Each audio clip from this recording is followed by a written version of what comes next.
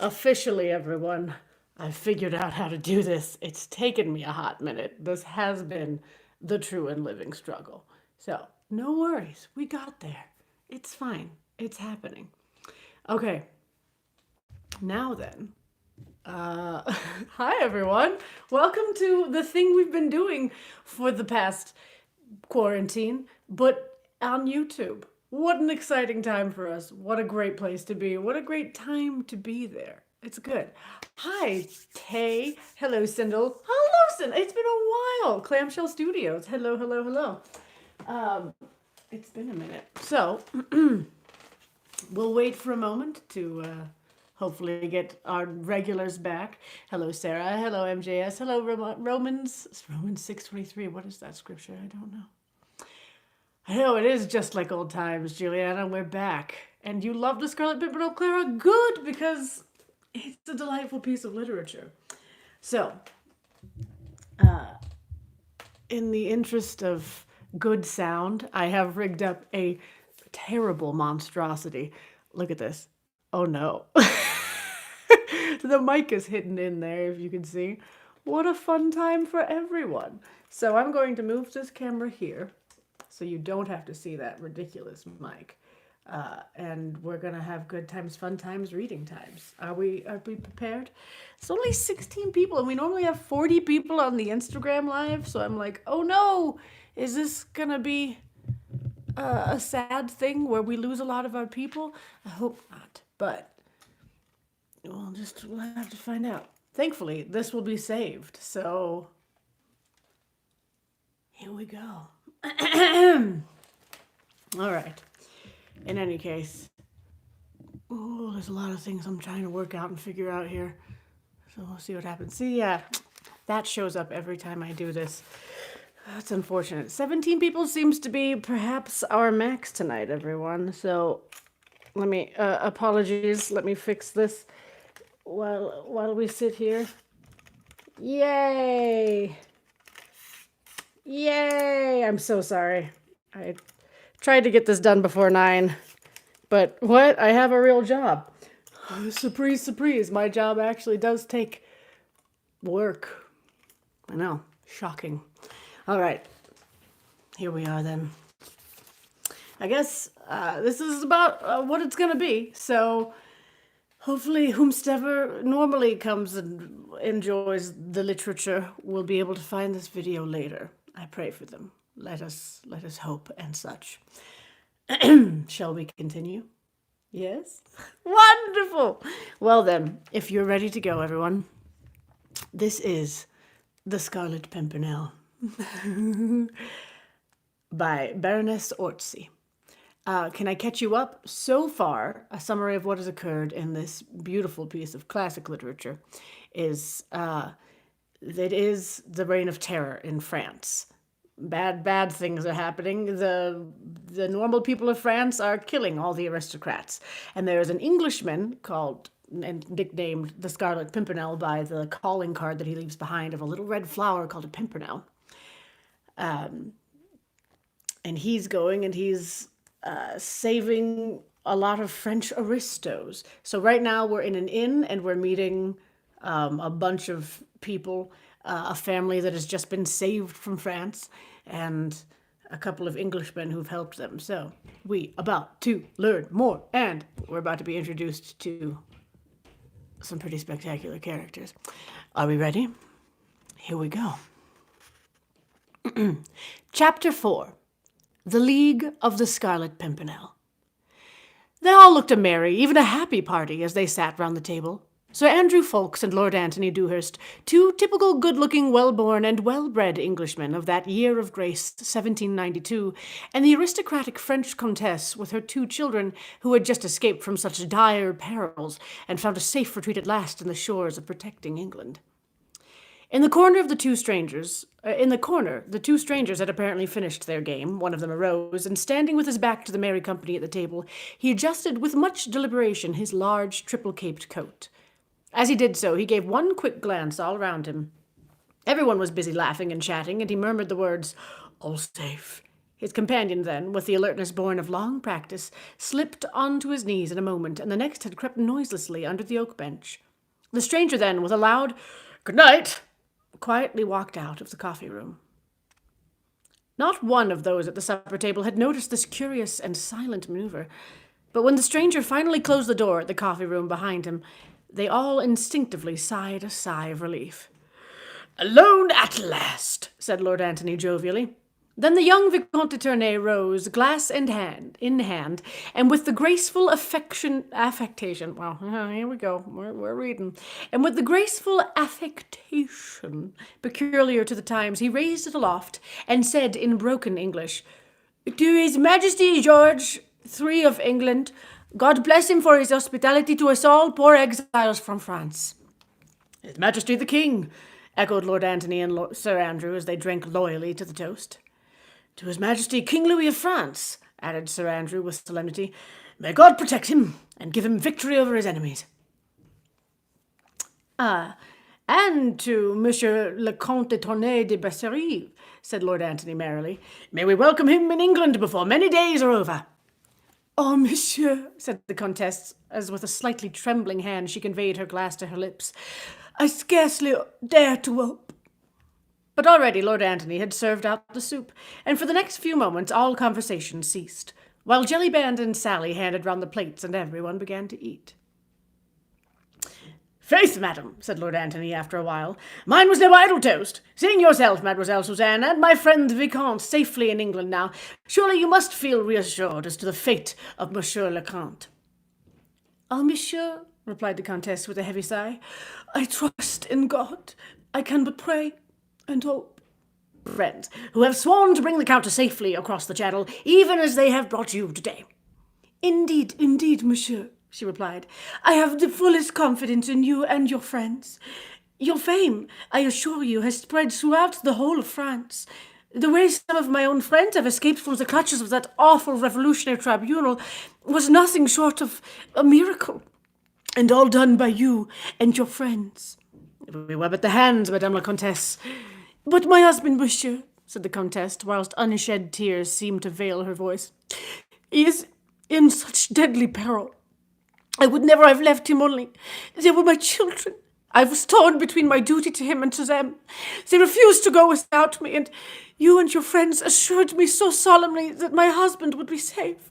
But oh, now that I am here amongst you all in this beautiful, free England, I think of him, flying for his life, hunted like a poor beast, in such peril. I should not have left him.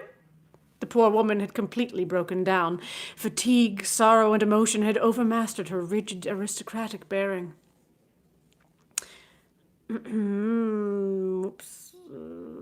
Aristocratic bearing? Yes.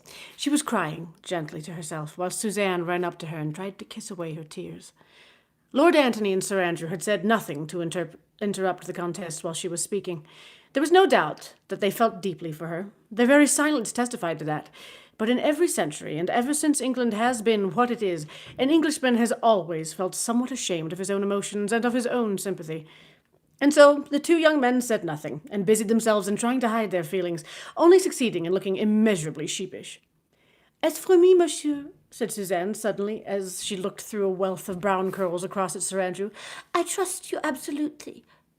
And I know that you will bring my dear father safely to England, just as you brought us today." This was said with so much confidence, such unuttered hope and belief, that it seemed as if by magic to dry the mother's eyes and to bring a smile upon everybody's lips. "Nay, you shame me, mademoiselle," replied Sir Andrew. "Though my life is at your service, I have been but a humble tool in the hands of our great leader, who organized and effected your escape." He had spoken with so much warmth and vehemence that Suzanne's eyes fastened upon him in undisguised wonder. "Your leader, monsieur," said the Comtesse eagerly. "Of course, you must have a leader. And I did not think of that before. But tell me where he is. I must go to him at once. I and my children must throw ourselves at his feet and thank him for all that he has done for us." "Alas, madam," said Lord Antony, "that is impossible." "Impossible? Why?"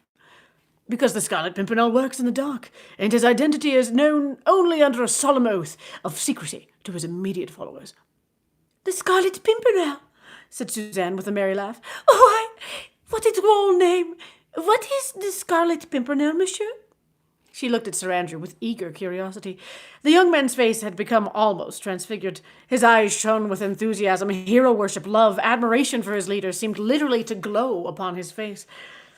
The Scarlet Pimpernel, mademoiselle, he said at last, is the name of a humble English wayside flower, but it is also the name chosen to hide the identity of the best and bravest man in all the world, so that he may better succeed in accomplishing the noble task he has set himself to do. Ah, yes, here interposed the young Vicomte. I have heard speak of this Scarlet Pimpernel. A little flower? Red? Yes, they say in Paris that every time a royalist escaped to England, that devil Fouquier Tinville, the public prosecutor, receives a paper with that little flower designated in red upon it. Yes? Yes, that is so, assented Lord Antony. Then he will have received one such paper today. Undoubtedly. Oh, I wonder what he will say, said Suzanne merrily. I have heard that the picture of that little red flower is the only thing that frightens him. Faith, then, said Sir Andrew. He will have many more opportunities of studying the shape of that small scarlet flower. Oh, monsieur, sighed the Countess, it all sounds like a romance, and I cannot understand it all. Why should you try, madame? But tell me, why should your leader, why should you all spend your money and risk your lives?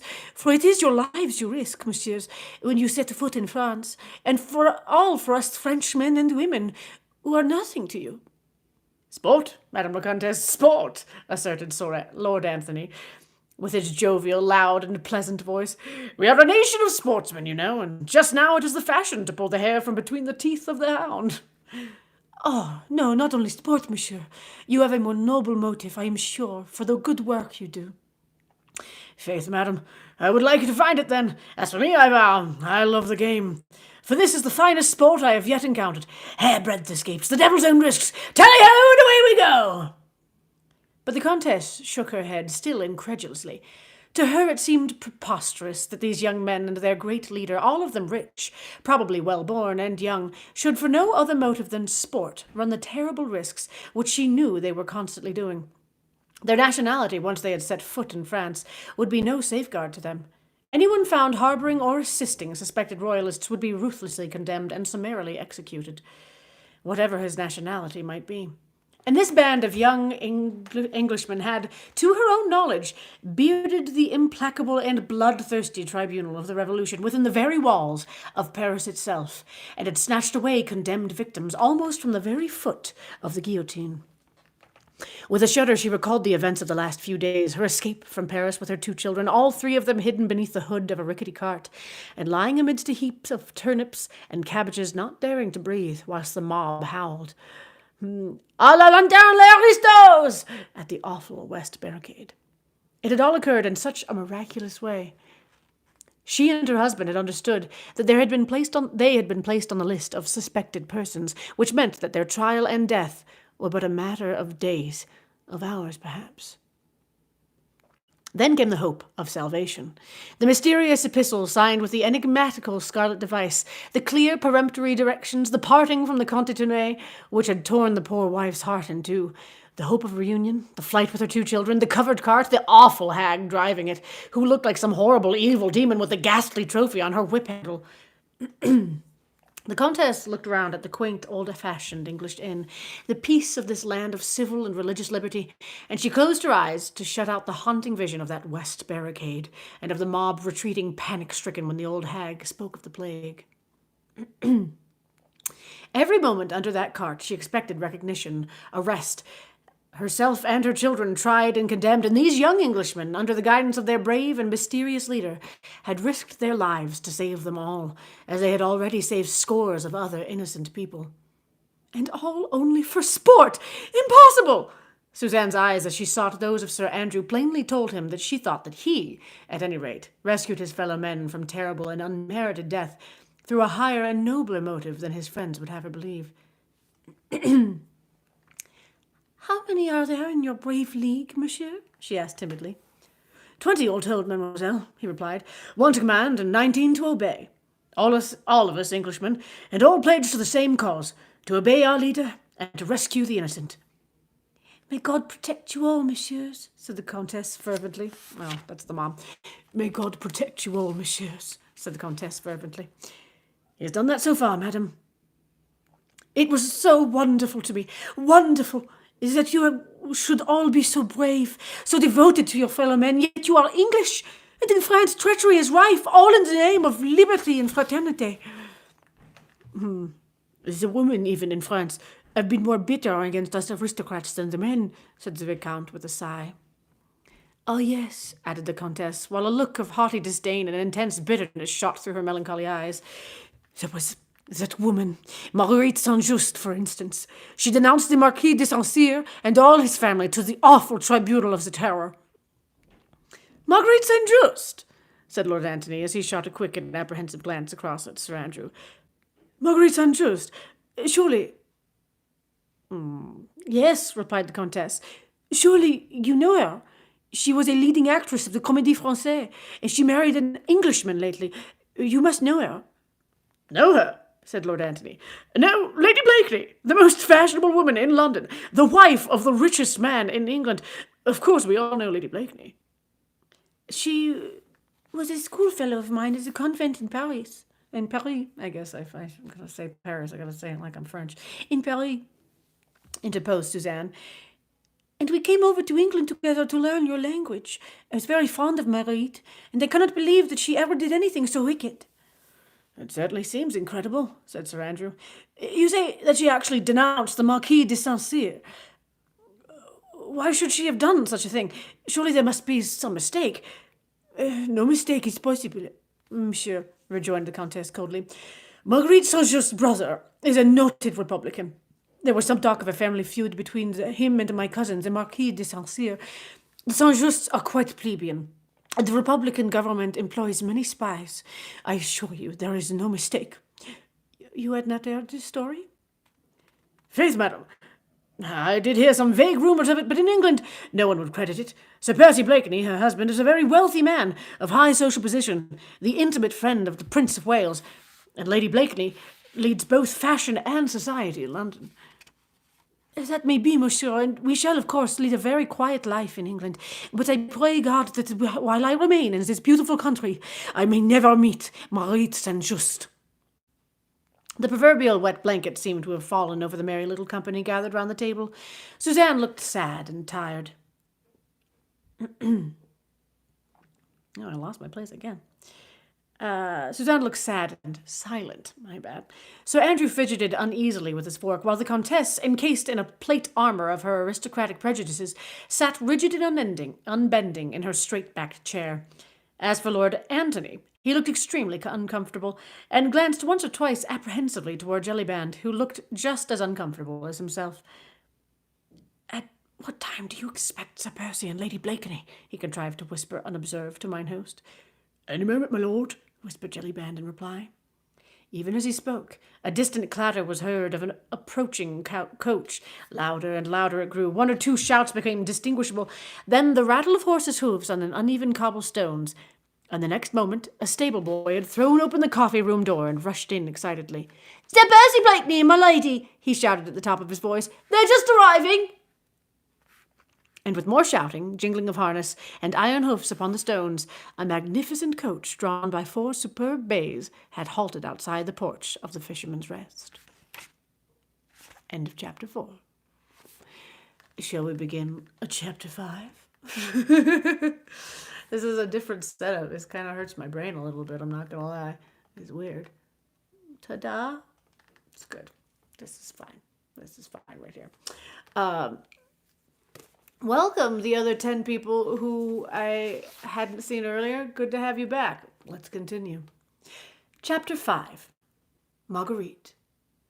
Hi, Christopher. Guys, my nephew Christopher is here, and Sarah. Oh, wonderful. Hi, guys. Good to see you. How long are the chapters? Not terribly long. The writing is pretty small, so I don't really know. Here we go. Marguerite.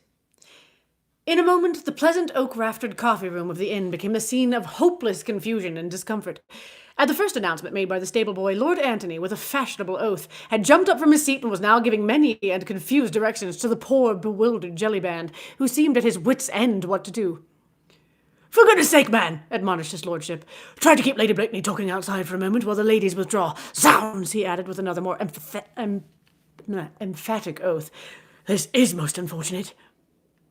"Quick, Sally, for candles," shouted Jellyband, as, hopping about from one leg to other, he ran hither and thither, adding to the general discomfort of everybody. The Comtesse, too, had risen to her feet, rigid and erect, trying to hide her excitement beneath more becoming sang-froid? I can never say that right. Anyway, she repeated mechanically, "I will not see her! I will not see her!" Outside, the excitement attendant upon the arrival of very important guests grew apace. "Good day, Sir Percy. Good day to your ladyship. Your servant, Sir Percy," was heard in one long continued chorus with alternate more feeble tones of, "Remember the poor blind man of your charity, lady and gentleman." Then suddenly a singularly sweet voice was heard through all the din. "Let the poor man be, and give him some supper at my expense." The voice was low and musical, with a slight sing-song in it, and a faint soupçon of foreign intonation in the pronunciation of the consonants. Everyone in the coffee-room heard it and paused instinctively, listening to it for a moment. Sally was holding the candles by the opposite door, which led to the bedroom upstairs, and the Comtesse was in the act of beating a hasty retreat before that enemy who owned such a sweet musical voice. Suzanne reluctantly was preparing to follow her mother, while casting regretful glances toward the door, where she hoped still to see her dearly beloved erstwhile schoolfellow.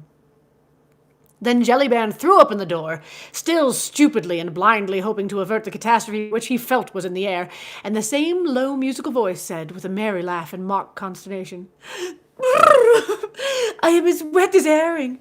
Dear, has anyone ever seen such a contemptible climate?" "Suzanne, come with me at once. I wish it," said the Comtesse peremptorily. "Oh, mamma," pleaded Suzanne. My lady, came in feeble accents from Jellyband, who stood clumsily trying to bar the way. "Pardieu, my good man," said Lady Blakeney with some impatience. "What are you standing in my way for? Dancing about like a turkey with a sore foot.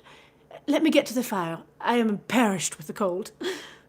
And the next moment, Lady Blakeney, gently pushing mine host to one side, had swept into the coffee-room.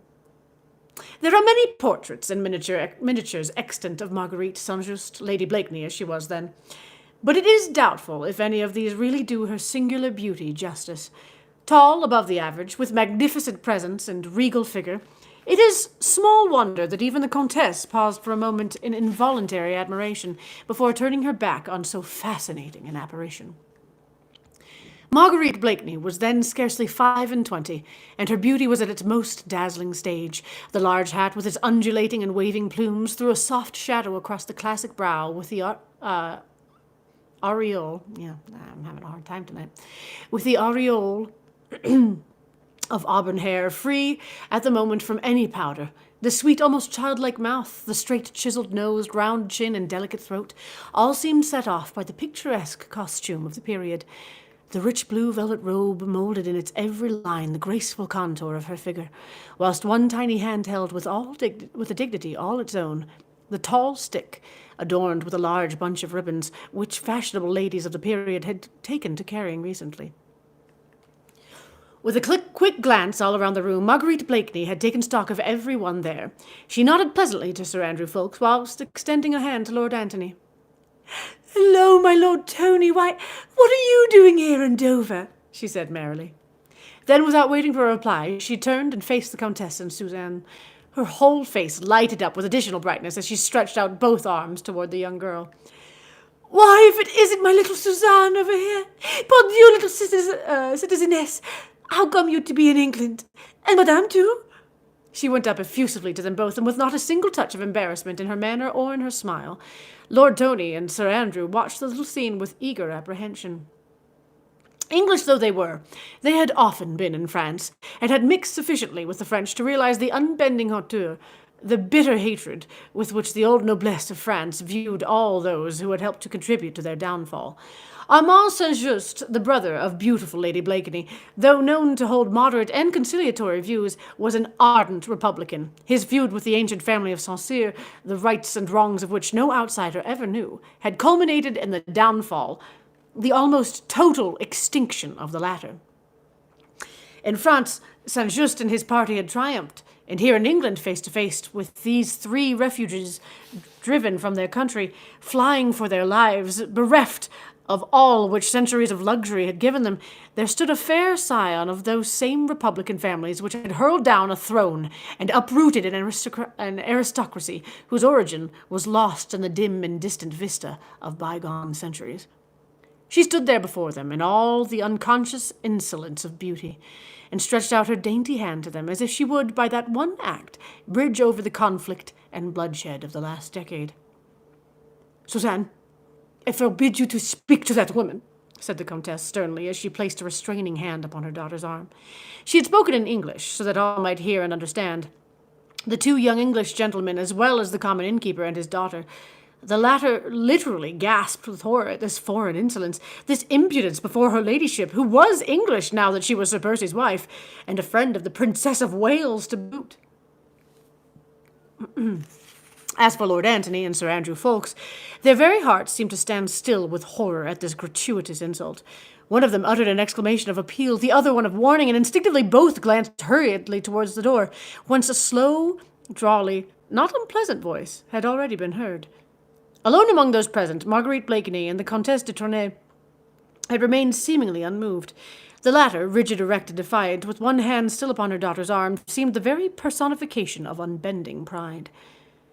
For the moment, Marguerite's sweet face had become as white as the soft fichu which swathed her throat, and a very keen observer might have noted that the hand which held the tall, beribboned stick was clenched and trembled somewhat.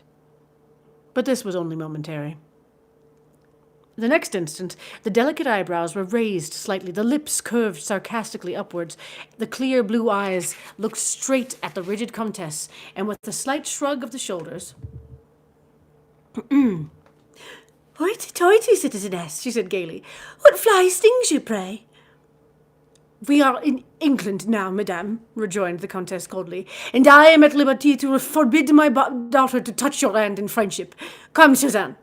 She beckoned to her daughter, and without another look at Marguerite Blakeney, but with a deep, old-fashioned curtsy to the two young men, she sailed majestically out of the room.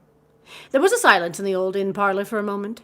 As the rustle of the Comtesse's skirts died away down the passage, Marguerite, rigid as a statue, followed, with hard-set eyes, the upright figure as it disappeared through the doorway. But as little Suzanne, humble and obedient, was about to follow her mother, the hard-set expression suddenly vanished, and a wistful, almost pathetic and childlike look stole into Lady Blakeney's eyes. Little Suzanne caught that look.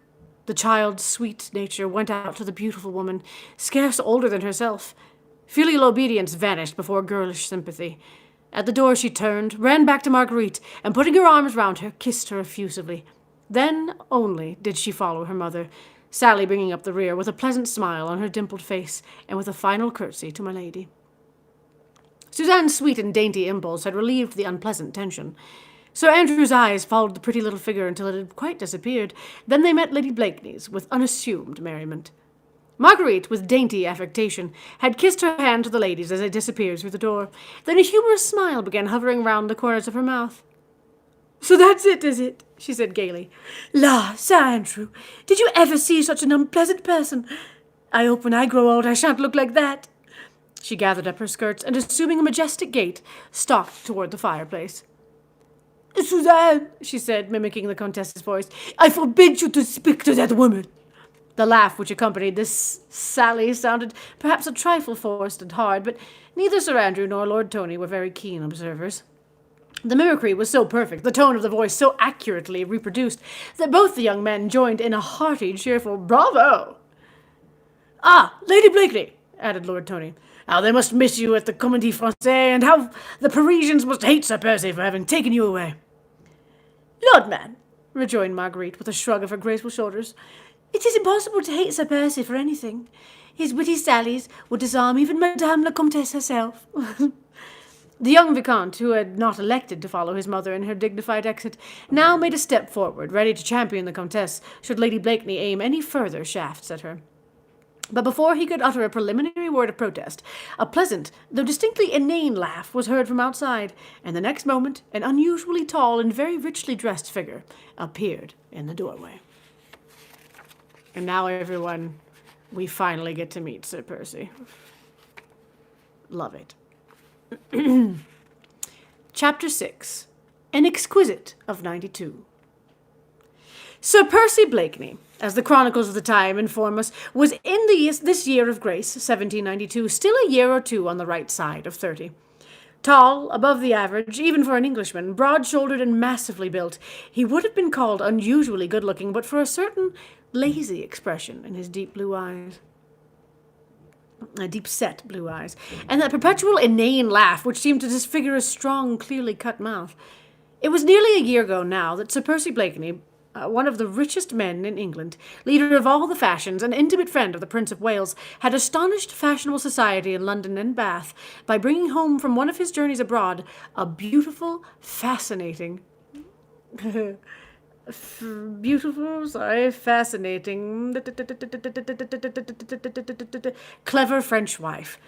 He, the sleepiest, dullest, most Britisher that had ever set a pretty woman yawning, had secured a brilliant matrimonial prize, for which, as all chronicles aver, there had been many competitors. Marguerite St-Just had first made her debut in artistic Parisian circles at the very moment when the greatest social upheaval the world has ever known was taking place within its very walls. Scarcely 18, lavishly gifted with beauty and talent, chaperoned only by a young and devoted brother, she had soon gathered round her in her charming apartment in the Rue Richelieu, a coterie which was as brilliant as it was exclusive, that is to say, only from one point of view. Marguerite St-Just was from principle and by conviction a Republican. Equality of birth was her motto. Inequality of fortune was in her eyes a mere untoward accident, but the only inequality she admitted was that of talent. Money and titles may be hereditary, she would say, but brains are not. And thus her charming salon was reserved for originality and intellect, for brilliance and wit, for clever men and talented women, and the entrance into it was soon looked upon in the world of intellect, which even in those days and in those troublous times found its pivot in Paris, as the seal to an artistic career. Clever men, distinguished men, and even men of exalted station formed a perpetual and brilliant court round the fascinating young actress of the Comédie Française, and she glided through Republican, revolutionary, bloodthirsty Paris like a shining comet with a trail behind her of all that was most distinguished, most interesting in intellectual Europe. Then the climax came. Some smiled indulgently and called it an artistic eccentricity. Others looked upon it as a wise provision, in view of the many events which were crowding thick and fast in Paris just then. But to all, the real motive of that climax remained a puzzle and a mystery. Anyway, Marguerite St-Just married Sir Percy Blakeney one fine day, just like that, without any warning to her friends, without a soirée de contrat or dîner de fiançailles or fiançailles, or other appurtenances of a fashionable French wedding. How that stupid, dull Englishman ever came to be admitted within the intellectual circle which revolved around the cleverest woman in Europe, as her friends unanimously called her, no one ventured to guess. Golden key is said to open every door, asserted the more malignantly inclined. Enough, she married him, and the cleverest woman in Europe had linked her fate to that dimmed idiot Blakeney.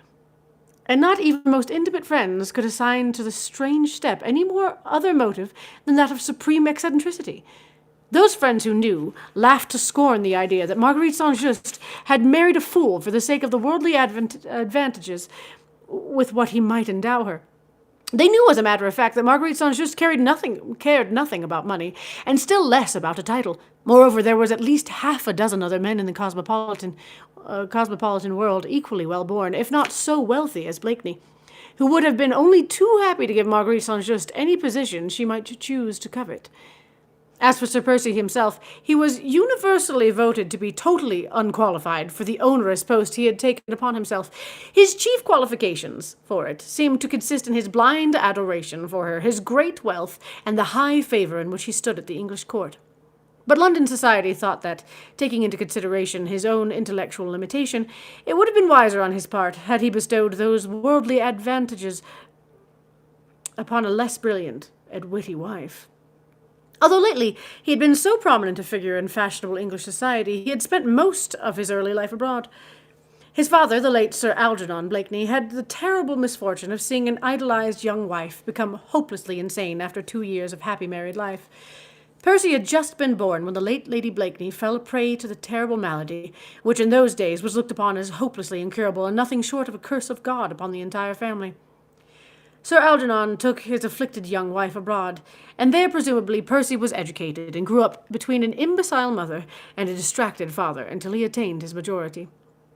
The death of his parents followed close upon one another, left him a free man, and as Sir Algernon had led a forcibly simple and retired life, the large Blakeney fortune had increased tenfold. Sir Percy Blakeney had travelled a great deal abroad before he brought home his beautiful young French wife. The fashionable circles of the time were ready to receive them both with open arms. Sir Percy was rich, his wife was accomplished, the Prince of Wales took a very great liking to them both. Within 6 months they were the acknowledged leaders of fashion and of style. Sir Percy's coats were the talk of the town. His inanities were quoted, his foolish laugh copied by the gilded youths at Almack's or the Mall. Everyone knew that he was hopelessly stupid, but then that was scarcely to be wondered at, seeing that all the Blakeneys for generations had been notoriously dull, and that his mother had died an imbecile.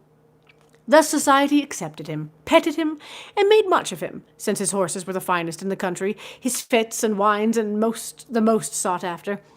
As for his marriage with the cleverest woman in Europe, well, the inevitable came with sure and rapid footsteps.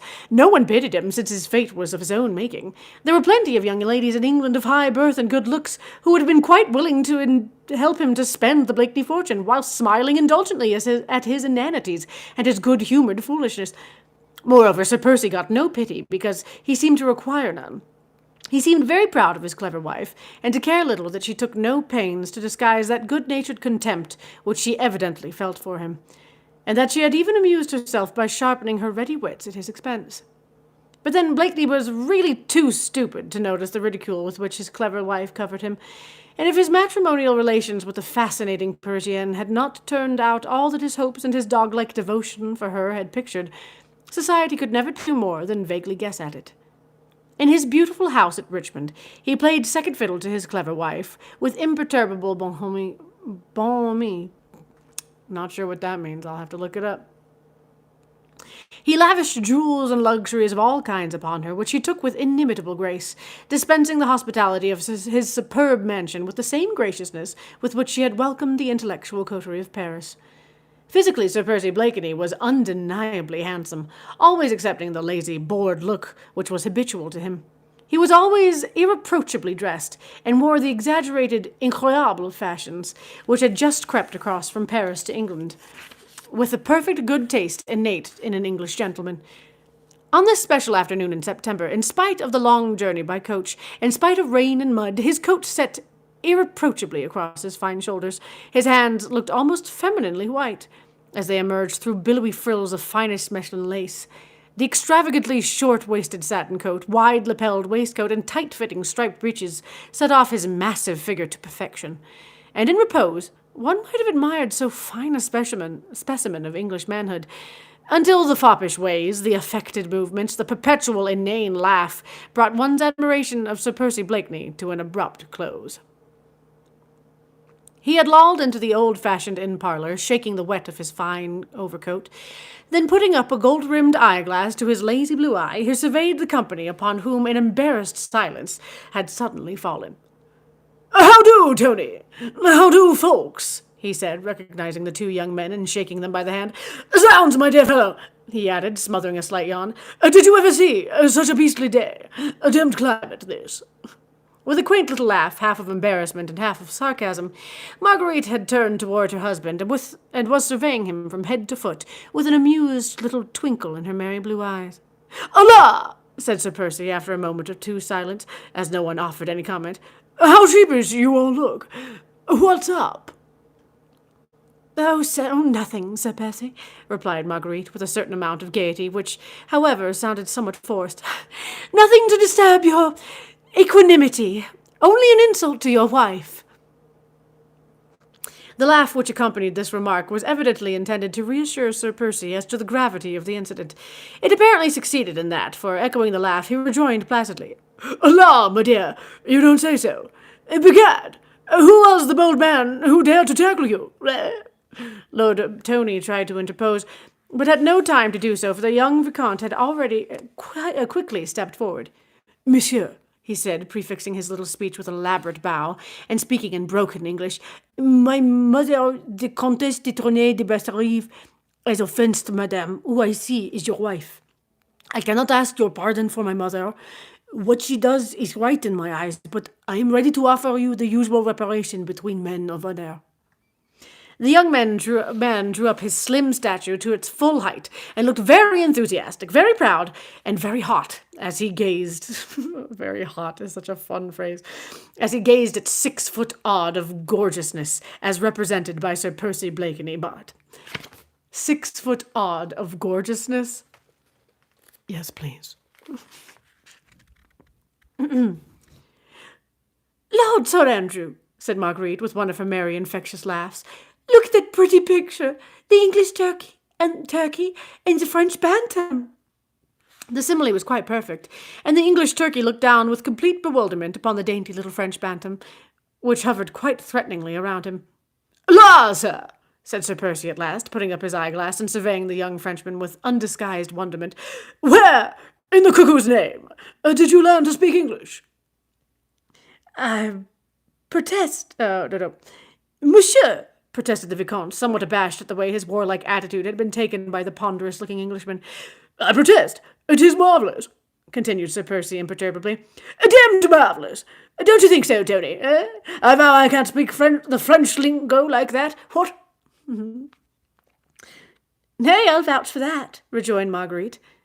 "Sir Percy has a British accent you could cut with a knife." "Monsieur," interposed the Vicomte earnestly, and in still more broken English, "I fear you have not understand. I offer you the only possible reparation among gentlemen." "What the devil is that?" asked Sir Percy blandly. "My sword, monsieur," replied the Vicomte, who, though still bewildered, was beginning to lose his temper. "You are a sportsman, Lord Tony," said Marguerite merrily. 10-1 on the little bantam." But Sir Percy was staring sleepily at the Vicomte for a moment or two through his partly closed heavy lids. Then he smothered another yawn, stretched his long limbs, and turned leisurely away. "Lord love you, sir," he muttered good-humouredly. "Damn it, young man, what's the good of your sword to me?" What the Vicomte thought and felt at that moment, when that long-limbed Englishman treated him with such marked insolence, might fill volumes of sound reflections. What he said resolved itself into a single articulate word, for all the others were choked in his throat by surging wrath. "A duel, monsieur," he stammered. Once more Blakeney turned, and from his high altitude looked down on the choleric little man before him, but not even for a second did he seem to lose his own imperturbable good humour. He laughed his own pleasant and inane laugh, and burying his slender long hands in the capacious pockets of his overcoat, he said leisurely, "A duel? La, is that what he meant? All to fish, you are a bloodthirsty young ruffian.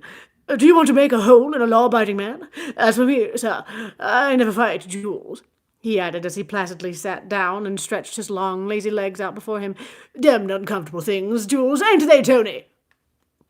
Now the Vicomte had no doubt vaguely heard that in England the fashion of duelling amongst gentlemen had been suppressed by the law, with a very stern hand. Still, to him, a Frenchman, whose notions of bravery and honour were based upon a code that had centuries of tradition to back it, the spectacle of a gentleman actually refusing to fight a duel was a little short of an enormity. In his mind, he vaguely pondered whether he should strike that long-legged Englishman in the face and call him a coward, or whether such conduct in a lady's presence might be deemed ungentlemanly, when Marguerite happily interposed. "I pray you, Lord Tony," she said in that gentle, sweet, musical voice of hers, "I pray you play the peacemaker. This child is bursting with rage, and," she added with a soupçon of dry sarcasm, "might do Sir Percy an injury." She lacked a mocking little laugh, which, however, did not in the least disturb her husband's placid equanimity.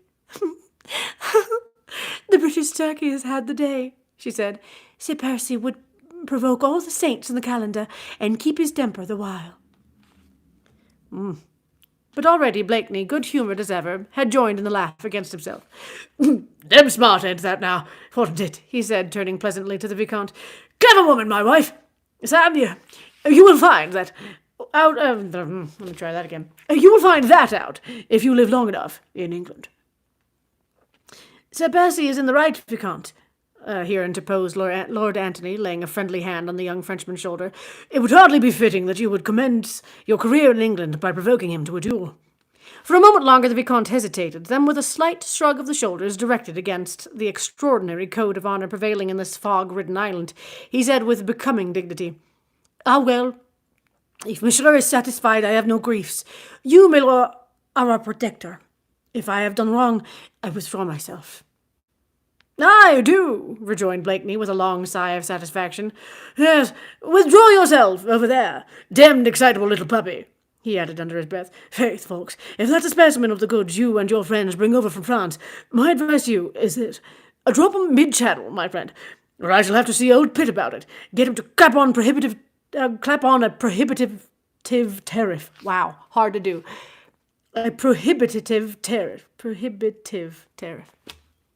That's going to be the rest of this read, is me trying to say prohibitive. A prohibitive tariff. And put you in the stocks, and you smuggle." "La, Sir Percy, your chivalry must guide you," said Marguerite coquettishly. "You forget that you yourself have imported one bundle of goods from France." Blakeney slowly rose to his feet, and making a deep and elaborate bow before his wife, he said with consummate gallantry, "I had the pick of the market, madame, and my taste is unerring." "More so than your chivalry, I fear," she retorted sarcastically. "Odds life, my dear, be reasonable. Do you think I am going to allow my body to be made a pincushion of by every little frog-eater who doesn't like the shape of your nose?" "Lord, Sir Percy," laughed Lady Blakeney as she bobbed him a quaint and pretty curtsy, "you need not be afraid. 'Tis not the men who dislike the shape of my nose." "Afraid be damned. Do you impugn my bravery, madame? I don't patronize the ring for nothing, do I, Tony? I put up the fist with Red Sam before now, and he didn't get it all his own way, either." "Faith, Sir Percy," said Marguerite with a long and merry laugh that went echoing around the old oak rafters of the parlour, "I would have seen you then. You must have looked a pretty picture, and to be afraid of a little French boy."